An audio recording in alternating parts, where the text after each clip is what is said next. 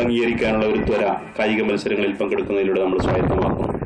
നിയമം എല്ലാവർക്കും ബാധകമാണ്. അത് രാജാവായാലും പ്രജയായാലും ആരായാലും കളിക്കുന്ന സമയത്ത് ആ നിയമങ്ങൾ ഒരുപോലെ ഉൾക്കൊള്ളുവാൻ നമ്മൾ പ്രാപ്തരാകുമ്പോൾ നിയമത്തെ അംഗീകരിക്കാനുള്ള ഒരു ടെൻഡൻസി കൂടി നമ്മൾ സ്വായത്തമാക്കുക.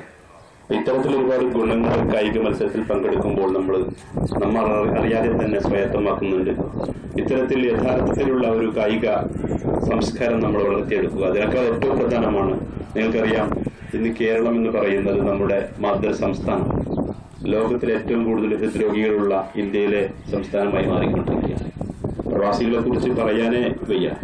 ഒരുപാട് ആളുകൾ, ചെറുപ്പക്കാർ പോലും 25-26 വയസ്സുള്ള ആളുകൾ രാത്രി കിടന്നിറങ്ങി രാവിലെ എണീക്കുമ്പോൾ മരിച്ചു പോകുന്ന ഒരുപാട് സഹോദരങ്ങൾ നമ്മുടെ ഇടയിൽ വർദ്ധിച്ചു വരികയാണ്. അപ്പോൾ ഒരു ആരോഗ്യകരമായ ഒരു കായിക സംസ്കാരം നമ്മൾ രൂപപ്പെടുത്തിയെടുക്കുക.